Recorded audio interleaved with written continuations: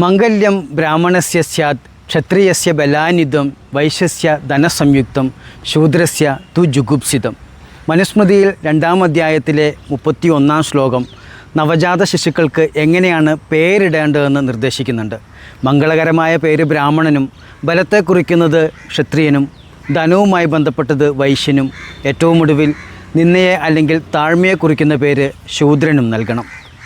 ഇന്നത്തെ പത്തനംതിട്ട ജില്ലയിൽ 1879 ഫെബ്രുവരി 19 മല്ലപ്പള്ളി പുതുപ്പറമ്പിൽ കണ്ടനും മന്നിക്കൽ പൊയ്കയിൽ കുഞ്ഞളേച്ചിക്കും 3-മതൊരു പുത്രൻ ജനിച്ചു.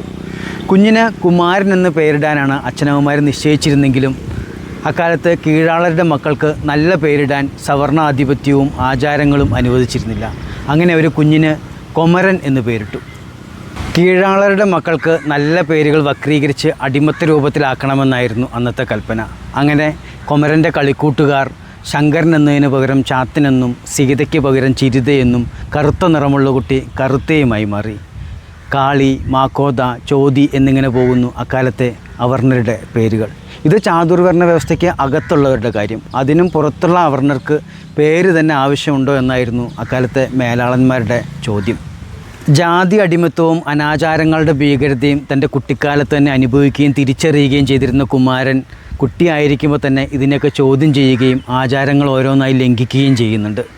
ഈ കുട്ടി പിന്നീട് വളർന്നു വലുതാകുമ്പോൾ ജാതി അടിമകളെ മനുഷ്യരാക്കുന്നതിന് വേണ്ടിയിട്ടുള്ള പോരാട്ടങ്ങൾക്ക് നേതൃത്വം കൊടുക്കുകയും കീഴാള ആത്മീയതയുടെ ബദലുകൾ മുന്നോട്ട് വയ്ക്കുകയൊക്കെ ചെയ്ത കേരളത്തിലെ നവോത്ഥാന നായകരിൽ പ്രധാനിയായ പൊയ്കയിൽ അപ്പച്ചനെന്ന് അറിയപ്പെട്ടു. കാണുന്നില്ല ഒരക്ഷരവും എൻ്റെ വംശത്തെപ്പറ്റി, കാണുന്നുണ്ട് അനേക വംശത്തിൻ ചരിത്രങ്ങൾ. കവിതകളെ ശക്തമായ സമരായുധമായി ഉപയോഗിച്ചിരുന്ന നവോത്ഥാന നായകരിൽ ഒരാൾ കൂടിയാണ് പിൽക്കാലത്ത് പൊയ്കയിൽ യോഹന്നാൻ എന്നും പൊയ്കയിൽ കുമാരദേവൻ എന്നുമെല്ലാം അറിയപ്പെട്ട പൊയ്കയിൽ അപ്പച്ചൻ. അദ്ദേഹത്തിൻ്റെ ജീവചരിത്രമാണ് ഈ പുസ്തകം. ആത്മീയതയിൽ അടിയുറച്ച കീഴാള ബദൽ നവോത്ഥാന പാരമ്പര്യത്തെ സവർണ പ്രത്യയശാസ്ത്രം പൂർണ്ണമായും അട്ടിമറിച്ച ഈ വർത്തമാനകാലത്ത് പൊയ്കയിൽ അപ്പച്ചൻ്റെ പാട്ടുകളുടെയും ആശയങ്ങളുടെയും പ്രാധാന്യം വർദ്ധിച്ചു വരികയാണ്. 1000-ലധികം വർഷം അടിമയിൽപ്പെട്ട നമ്മൾ, 1000-ലധികം വർഷം അടിമയിൽപ്പെട്ട നമ്മൾ അടിമ മറക്കാതാകുമോ?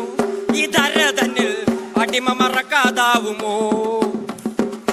1000-ലധികം വർഷം അടിമയിൽപ്പെട്ട നമ്മൾ, 1000-ലധികം വർഷം അടിമയിൽപ്പെട്ട നമ്മൾ അടിമ മറക്കാതാകുമോ?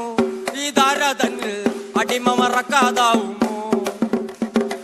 കളയെ വിൽക്കും പോലെ നമ്മുടെ പിതാക്കളെ, കളയെ വിൽക്കും പോലെ നമ്മുടെ പിതാക്കളെ വിറ്റകർ വില വാങ്ങിയതും മറപ്പതില്ല. അടിമ മറപ്പാതാകുമോ? അടിമ മറപ്പാതാകുമോ?